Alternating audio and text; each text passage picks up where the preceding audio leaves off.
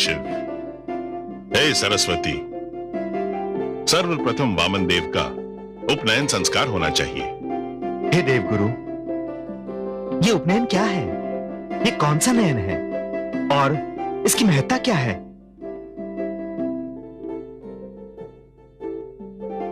इस संस्कार का इससे उत्तम अवसर और क्या हो सकता है कि आप सब यहां उपस्थित हैं। उपनयन में बटे हुए धागे के 6 फेरे सदैव कर्मों के प्रति उत्तरदायित्व का स्मरण कराते हैं। ये स्मरण कराते हैं विद्यार्थी के रूप में ब्रह्मचर्य का पालन, गृहस्थ के रूप में पत्नी तथा परिवार का पालन, एक सामाजिक प्राणी होने के नाते सामाजिक नियमों का पालन, समाज के प्रति अपने उत्तरदायित्व का पालन तथा संन्यास तक क्षमा के समक्ष नियमों का पालन अनिवार्य है। इन नियमों के पालन के लिए भिक्षा भी मांगनी होगी। भिक्षा इस संसार का आवश्यक अंग है। भिक्षा वृत्ति में सबसे कुछ ग्रहण करने की जो इच्छा एवं क्षमता होती है, वो जीवन का प्रारंभ करने वाले के लिए नितांत आवश्यक होती है। धन्यवाद देवगुरु, धन्यवाद। आयुष्मान भव।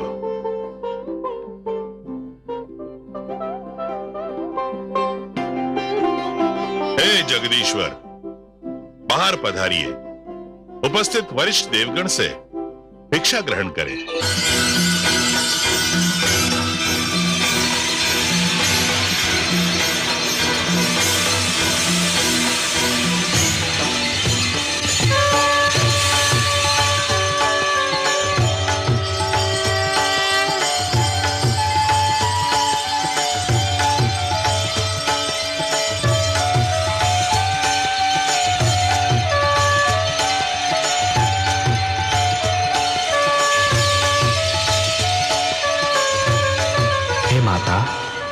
हे जननी, मेरी वंदना स्वीकार कीजिए।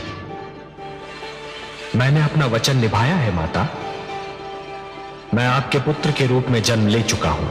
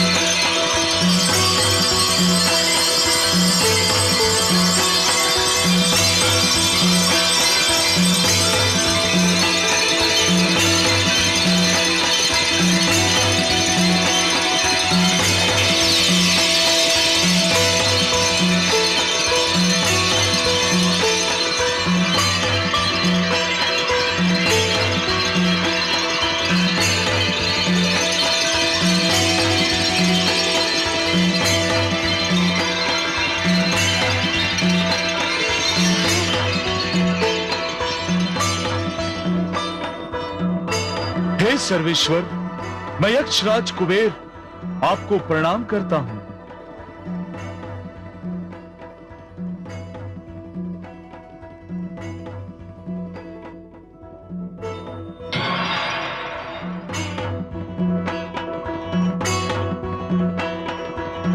मेरी ओर से भिक्षा पात्र स्वीकार कीजिए।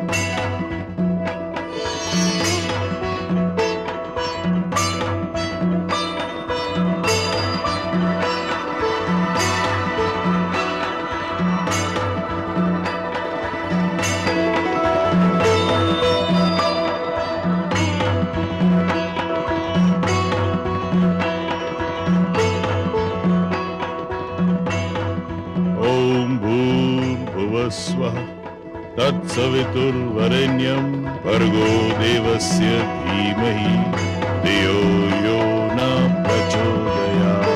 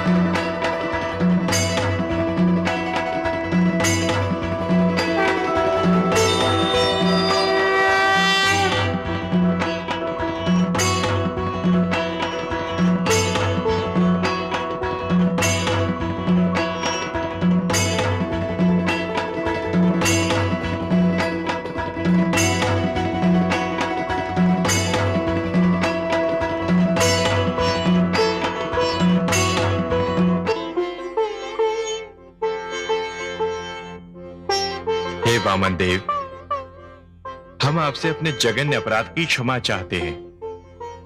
हम स्वीकार करते हैं कि हमसे एक ऐसी भूल हुई है जिसके कारण आप हमसे रुष्ट थे। हम वचन देते हैं कि भविष्य में कभी कोई ऐसी भूल नहीं करेंगे जो आपके रोष का कारण बन जाए। देवराज, भूल का आभास ही भूल का प्रायश्चित होता है। जिस प्रकार निर्मल जल वस्त्र पर जमे हुए मैल को धो देता है, उसी प्रकार भूल का आभास और भूल की स्वीकृति आत्मा को स्वच्छ बना देती है। अपराध की क्षमा यदि सच्चे मन से मांगी जाए देवराज, तो आत्मा का बोझ हल्का हो जाता है। हे सर्वेश्वर, मैं समस्त देवताओं की ओर से सच्चे मन से क्षमा याचना करता हूं। देवराज, आपके अपराध के कारण धरती को युद्ध का कष्ट भोगना पड़ा। निर्दोष मानव की निर्मम हत्या हुई। जीव हत्या सबसे बड़ा पाप है देवराज, जो युद्ध के नाम पर किया जाता है। देवराज, माता अदिति के गर्भ से जन्म लेने के कारण मैं बाप का अनुज हूं। मुझे उस महान सुख का आभास हो रहा है जो केवल किसी माता की कोख से जन्म लेने के कारण ही मिलता है। ये महानतम आनंद है सृष्टि का देवराज, ये सृष्टि का महानतम आनंद है। इस आनंद के कारण और आप सबके पश्चाताप के कारण मैं आपको क्षमा प्रदान करता हूं। हे त्रिलोकीनाथ, हे पद्मनाभ, आपको कोटि कोटि धन्यवाद।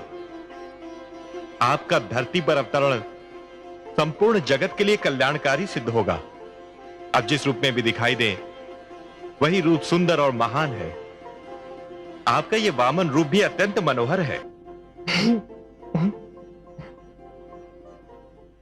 धन्यवाद देवराज, परंतु इस बार मैं स्वयं धरती पर भिक्षा मांगने आया हूं। भिक्षा मांगने? हाँ देवराज, भिक्षा मांगने, एक भिक्षुक बनकर।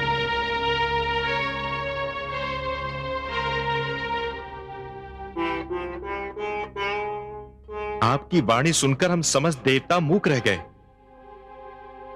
हमें आश्चर्य हो रहा है हे सर्वेश्वर। क्यों? आश्चर्य क्यों हो रहा है देवराज? भिक्षा मांगना कोई भला कार्य नहीं। हे जगदीश्वर, भिक्षा मांगना तो एक निकृष्ट कर्म है, निंदनीय कार्य है, सामाजिक अपराध है। भिक्षुक तो दया का पात्र होता है। नहीं देवराज, आप जो कह रहे हैं वो अवश्य ही असत्य नहीं, पर पूर्णतया सत्य भी नहीं। मैं समझा नहीं है नीलकांत। देवराज, वो भिक्षा जो अथक परिश्रम के भय से, शारीरिक कष्ट उठाने के भय से, आलस्य से मांगी जाती है, वो अवश्य ही एक निकृष्ट कर्म है, तो निंदनीय है, एक सामाजिक अपराध है। परंतु भिक्षा के और भी तो रूप होते हैं देवराज। और रूप? और रूप क्या हो सकते हैं जगदीश्वर? देवराज, ध्यान से देखिए तो हर प्राणी जन्म से भिक्षुक ही होता है। उसका सारा जीवन भिक्षा मांगते मांगते ही व्यतीत होता है, और वो जिन वस्तुओं की भिक्षा मांगता है, उन सारी वस्तुओं की निंदा भी नहीं की जा सकती। आप ज्ञान का स्रोत हैं हे नीलकांत, ज्ञान का आधार है।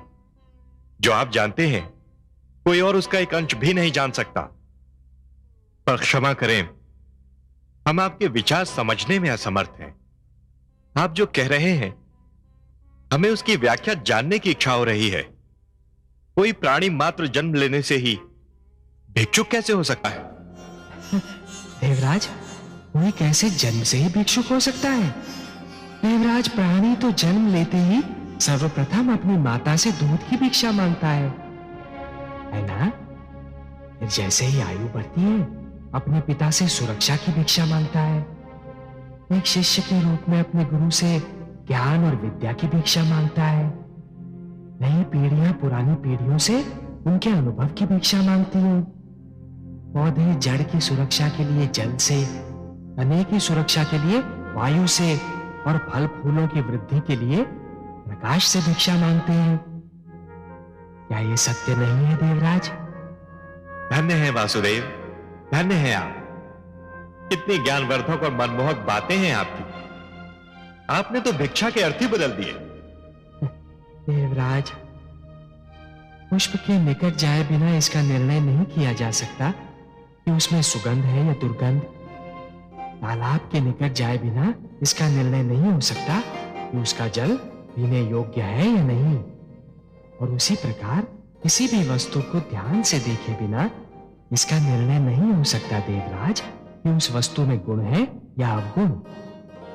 देवराज, हर वो भिक्षा महान है जो ज्ञान में वृद्धि करती है। और अभी तो आपने स्वयं मुझे भिक्षा मांगते देखा। आपने हमारे नेत्र खोल दिए त्रिलोकीनाथ। भिक्षा सदैव शीश नवाकर मांगी जाती है देवराज। सिर का झुकना मन और मस्तिष्क में भरे हुए अहंकार की मृत्यु की घोषणा है। अहंकार, जो प्राणी का सबसे महान वैरी है देवराज। और यदि इस वामन रूप में मैं भिक्षा मांगूंगा तो एक आदर्श प्रस्थापित होगा। मानव यह समझ पाएगा कि भिक्षा का सही अर्थ क्या है। क्योंकि यदि मैं भिक्षा मांगूंगा तो केवल मानव कल्याण के लिए, जगत कल्याण के लिए, जो कि मेरा लक्ष्य है।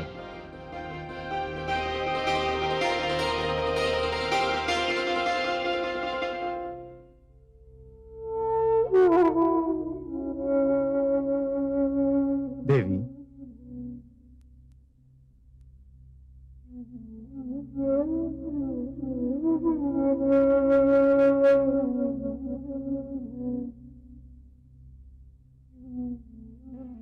देवी, स्वामी आप कहां खो गई थी आप, जो आपको मेरे आने तक का आभास नहीं हुआ? इतनी महान घटना हुई है। आप संभवतः सृष्टि की सौभाग्यवती नारी हैं कि भगवान श्री विष्णु ने मानव रूप में जन्म लेने के लिए आपको माता के रूप में चुना है। परंतु आपके मुख पर यह चिंता की छाया अच्छी नहीं लगती। क्या बात है? आप प्रसन्न नहीं हैं?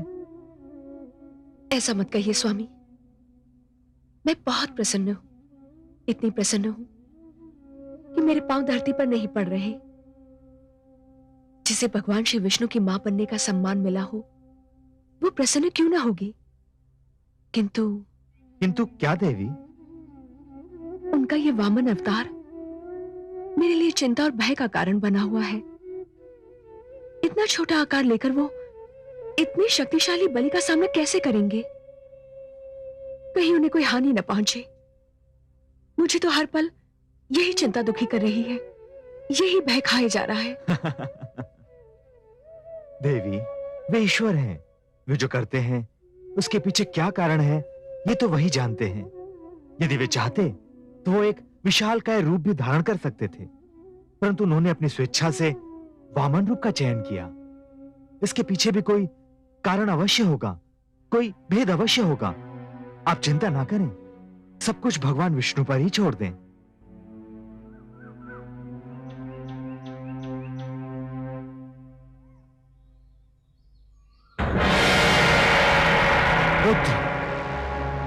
पुत्र बलि, पुत्र बलि! अरे, ये गुरुदेव को अचानक क्या हो गया? मैंने अपने जीवन में उन्हें कभी इतना व्यग्र और भयभीत नहीं देखा। लगता है गुरुदेव ने ध्यान में कुछ ऐसा देख लिया है जिसने उन्हें व्यग्र और भयभीत कर दिया है।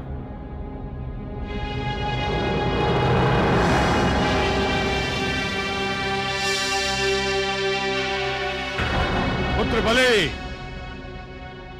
पुत्र बलि! गुरुदेव,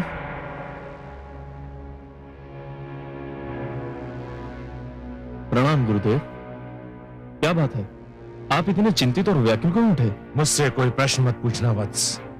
मेरे पास प्रश्नोत्तर का तनिक भी समय नहीं है। जो कुछ मैं कह रहा हूं उसे ध्यान से सुनो और उसका पालन करो। जो आज्ञा गुरुदेव। पुत्र, देवता तुम्हारे विरुद्ध षड्यंत्र रच रहे हैं। षड्यंत्र? परंतु कैसा षड्यंत्र? मैंने कहा ना, मेरे पास प्रश्नोत्तर का समय नहीं है। केवल इतना जान लो कि मैं उनके षड्यंत्र को सफल नहीं होने दूंगा, परंतु इसके लिए तुम्हें इसी समय मेरे साथ चलना होगा। जो आज्ञा गुरुदेव। परंतु मुझे कहां चलना होगा, क्या करना होगा? तुम्हें सबसे पहले मेरे साथ चलकर अश्वमेध यज्ञ की घोषणा करनी होगी। मुझे विश्वास है लोक में किसी के पास इतना साहस नहीं है कि वो तुम्हारे अश्व को रोक सके। और यदि अश्वमेध यज्ञ की समस्त क्रिया संपूर्ण हो गई तो देवताओं का षड्यंत्र विफल हो जाएगा। गुरुदेव, मैं आपसे अनुरोध नहीं करता, परंतु यदि आपकी इच्छा हो तो मुझे देवताओं के षड्यंत्र का कुछ ज्ञान तो दें। सुनो वत्स, तुम्हें स्मरण होगा कि देव माता अदिति तुम्हारी दान दक्षिणा की ख्याति सुनकर तुम्हारे पास आई थी। हाँ गुरुदेव, मुझे भली भांति स्मरण है। और वो अपने पुत्रों के लिए क्षमा दान मांगने आई थी। मुझे इस बात का भी अनुमान है। पर तुमने पहले ही अपना निर्णय सुना दिया था कि तुम देवताओं को क्षमा दान देने के अतिरिक्त किसी को भी और कुछ भी दे सकते हो। तो देव माता को निराश होकर तुम्हारे दौर से लौटना पड़ा। तो फिर गुरुदेव? फिर वो विष्णु के पास गई और उन्हें उनका एक पुराना वचन स्मरण कराया, और उसी के फलस्वरूप विष्णु ने धरती पर अवतार ले लिया। यह तो बड़ी प्रसन्नता की बात है गुरुदेव। उतनी प्रसन्नता की बात भी नहीं है जितनी तुम समझ रहे हो। ये एक ऐसी बात है, इसका अनुमान केवल मुझे है अब कोई भी प्रश्न मत पूछना। सेना को सारे विश्व में भ्रमण का आदेश दो, यज्ञ का अश्व छोड़ो, लोक को जीत लो। कोई तुम्हारे समक्ष ठहर नहीं सकता। मैं सफलता के इतने उच्च शिखर पर पहुंचकर फिसलना और गिरना नहीं चाहता वत्स। अब एक क्षण भी नष्ट करना महापाप होगा। ये मेरी आज्ञा है, ये मेरा आदेश है। गुरुदेव, आपकी आज्ञा का भी और इसी समय पालन किया जाएगा। यज्ञ का अश्व अभी छोड़ा जाएगा।